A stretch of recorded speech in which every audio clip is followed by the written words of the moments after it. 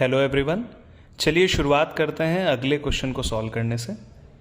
Illustration number 34 है, page number 3.36। Illustration number 34, page number 3.36 of the chapter accounting ratios from the book BK Goyal. देखिए ये कैसे solve किया जाएगा। करना क्या है, पहले ये समझते हैं। Calculate the total asset to debt ratio. Total asset to debt ratio. Total asset to debt ratio का फॉर्मूला जो बनता है वो है total assets divide by debt. ठीक है, ये फॉर्मूला आपका बनता है। इस फॉर्मूला के ऊपर आपको वर्क करना है। अब पहले समझते हैं कि क्वेश्चन ने दे क्या क्या रखा है। तो यहां पे लेते हैं गिवन दैट, कर लेते हैं। इंफॉर्मेशन आ जाएगी जो क्वेश्चन की तरफ से आपको मिली हुई है। तो here it is given that. चलिए शुरू करते हैं। गिवन दैट में आपको मिल रखा है करंट एसेट्स। टोटल एसेट निकालने के काम आ सकती है। करंट एसेट्स आपके पास में 11 लाख। फिर वर्किंग कैपिटल आपको दे रखा है। वर्किंग कैपिटल ये आपके पास में अवेलेबल है 6,50,000 रुपीज। बड़े ध्यान से देखिए, करंट एसेट और वर्किंग कैपिटल अगर आपको दे रखा है तो आप करंट लायबिलिटी की कैलकुलेशन कर सकते हैं। करंट लायबिलिटीज, अगर आपकी रिक्वायरमेंट होगी करंट लायबिलिटी की तो आप करंट लायबिलिटी को कैलकुलेट कर सकते हैं। कैसे आएगा? करंट एसेट्स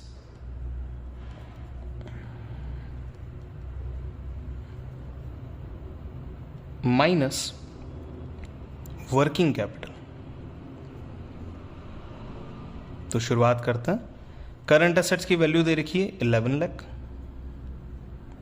वर्किंग कैपिटल की वैल्यू है 6,50,000। Final value 11 minus 6 is 5 lakh. 5 lakh में से 50,000 गए, 4,50,000 रुपीज। डन। ये करंट लायबिलिटी है आपके पास, करंट लायबिलिटी आ चुकी है। नेक्स्ट है share holder fund. Share holder fund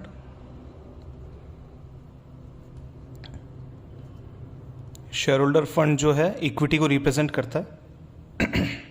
value 7,50,000। अगला नाम है total debt. Total debt it is rupee 19,50,000। बड़े ध्यान से देखिए, टोटल डेट भी आ चुका है और शेयर होल्डर फंड भी आ चुका है। तो अगर मैं टोटल एसेट की बात करूं, total assets equal to equity plus total debt. Equity का मतलब होता है share holder fund. Share holder fund आपके पास में है 7,50,000 का और टोटल डेट आपके पास में है 19,50,000। टोटल मिला के जो वैल्यू आएगी 19 and 1950 plus 50 is 20 lakh. 20 plus 7 27 lakh. ये आ गया आपका टोटल एसेट का वैल्यू, क्योंकि टोटल एसेट्स टोटल लायबिलिटीज के बराबर होता है। तो यहां आपको एक वैल्यू मिल चुकी है 27 लाख रुपीज। डन। अब बढ़ते हैं आगे। अब ये जो टोटल डेट्स है उसमें से अगर मैं करंट लायबिलिटीज को रिड्यूस कर दूंगा तो मेरा आ जाएगा नॉन करंट लायबिलिटीज, या नॉन करंट जो लेवल का डेट है वो आ जाएगा। तो non current liabilities equal to total debt minus current liabilities. Total debt की वैल्यू दे रखी है 19,50,000। करंट लायबिलिटीज की वैल्यू ऑलरेडी हम फाइंड आउट कर चुके हैं 4,50,000। सो फाइनल वैल्यू होती है 15 लाख। ये आ गया हमारा non current liability. Non current liability की वैल्यू है 15 लाख रुपीज। डन। फाइनल हो जाएगा। अभी डेटा और भी बाकी है। Reserve and surplus, reserve and surplus. अभी जो रिजर्व एंड सरप्लस है वो ऑलरेडी पार्ट है शेयर होल्डर फंड का। रिजर्व एंड सरप्लस 2,50,000 ये ऑलरेडी किसका पार्ट है, शेयर होल्डर फंड का, तो ये ऑलरेडी इंक्लूडेड है। यहाँ नोट लिख सकते हैं, reserve and surplus and surplus is already a part of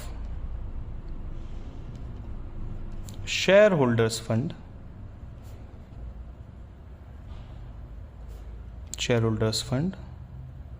and included in the same, उसी के अंदर पहले से जुड़ा हुआ है। तो सीधा सीधा हमें इसी को कैलकुलेट करना है। 15 से आप डिवाइड कर लीजिए, 15 वन ज़ा 15, रिमेनिंग इज 12, तो मुझे एक पॉइंट लगाना पड़ेगा। 12 से हो गया 120, 15 8 ज़ा 120, so here is the answer 1.8। देखो 15 लाख का डबल होता है 30 लाख, और ये 30 लाख से कम वैल्यू है, तो 1.8 इज अ सुटेबल आंसर।